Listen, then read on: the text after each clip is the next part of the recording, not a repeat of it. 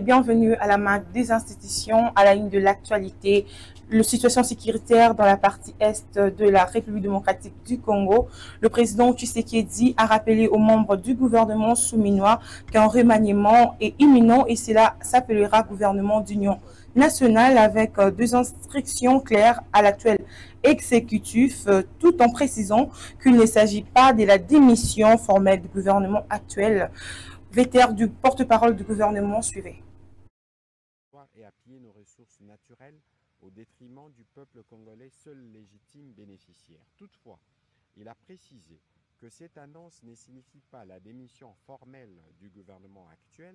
Les institutions doivent continuer de fonctionner normalement, comme il a rappelé lors de la 32e réunion du Conseil de ministres.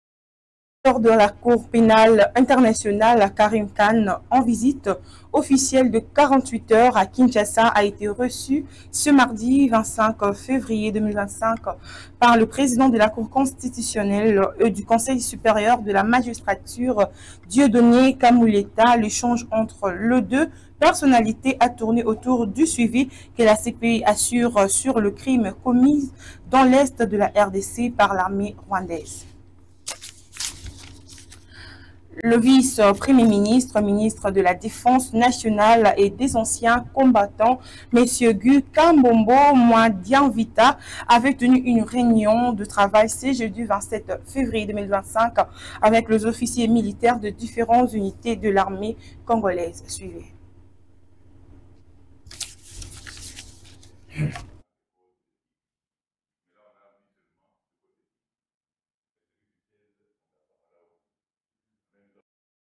Reprise du procès pour ce lundi 3 mars 2025 pour l'affaire Bukanga Lonzo. Rappelons que le prévenu Matata Pogno, Deograce Mutombo sont poursuivis pour un présumé détournement de plus de 200 millions de dollars affectés au développement du projet de parc agro-industriel de Bukanga Lonzo. L'ex-premier ministre a toujours clamé son innocence en argumentant qu'il n'a jamais pris un seul dollar de l'État. Le gouvernement congolais, via son ministère des Actions humanitaires et la communauté humanitaire en RDC, lance un plan de réponse aux besoins humanitaires 2025 afin de mobiliser 2,54 milliards de dollars. Cette enveloppe est cruciale pour fournir une aide vitale à 11 millions de personnes, dont 7,8 millions de déplacés internes. Suivez.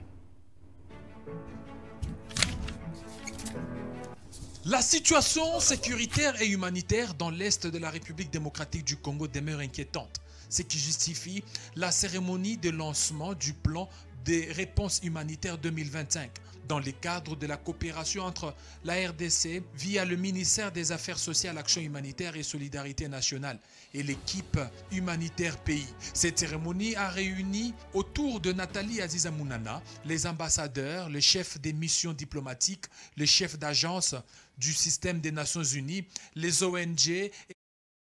Fin de ces magazines des institutions, merci de l'avoir suivi et bonne suite de programmes sur nos antennes.